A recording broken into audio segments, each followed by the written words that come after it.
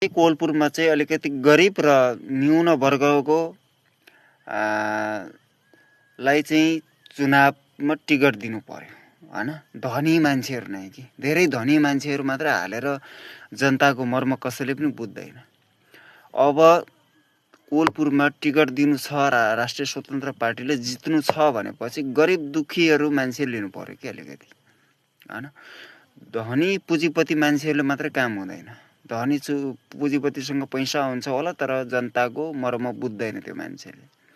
अनि उस्तै हुन् पार्टी, जति आए पनि जति जोगी आए पनि उही कानै चिरेका हुन् भन्ने चाहिँ भाष्य निर्माण हुन्छ। त्यही भएर निम्न वर्गको मान्छे, तल्लो स्तरको मान्छे, जनताको मान्छे हुनुपर्छ र जनताको मान्छेले नै काम गर्ने हो हैन। देश निर्माण गर्नु छ हैन। आफ्नो क्षेत्रमा हरेक क्षेत्रमा हैन आफ्नो कर्तव्य निर्वाह गर्ने सक्ने मान्छे चाहिँ जुटाउनु पर्यो कि हावाहुरी हैन पपुलर मान्छे लिएर पनि काम छैन।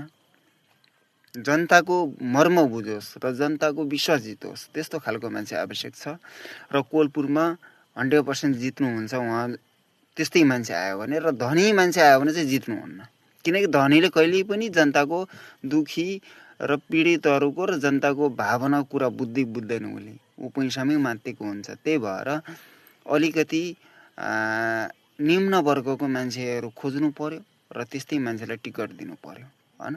हतारमा निर्णय लिएर कुनै पनि काम छैन र आफूलाई नै घाटा हुने हैन। अहिलेसम्म काङ्ग्रेस, माओवादी, एमाले भन्ने पार्टीहरू पनि आए, जित्नुभयो उहाँले, जनताहरूले जिताए पनि अहिलेसम्म फुट्टी काम भएको छैन, एउटा काम भएको छैन, 0%।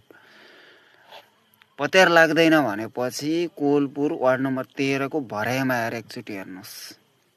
यहाँको बाटाघाटा हेर्नुहोस्, यहाँको पुल कति बने हेर्नुहोस्, यहाँको बाटाघाटा हेर्नुहोस् र के जनताहरूले के पाए। 0% काम छ, 0%। नेपालको सबैभन्दा अपलाना भनेको वार्ड नम्बर 13 भरैयामा छ, एउटा काम पनि भएको छैन।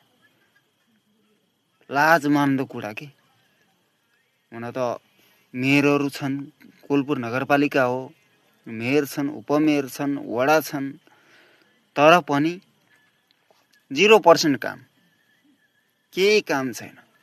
त्यही भएर अलिकति निम्न वर्गको मान्छेहरूलाई टिकट दिने र 100% जित्नुहुन्छ। परिवर्तन खोजेको छ यहाँको जनताहरूले पनि, परिवर्तन र विकास हैन। अरू केही पनि चाहिएको छैन, एउटा पुल र बाटोघाटो बनाइदिनु पर्यो हैन।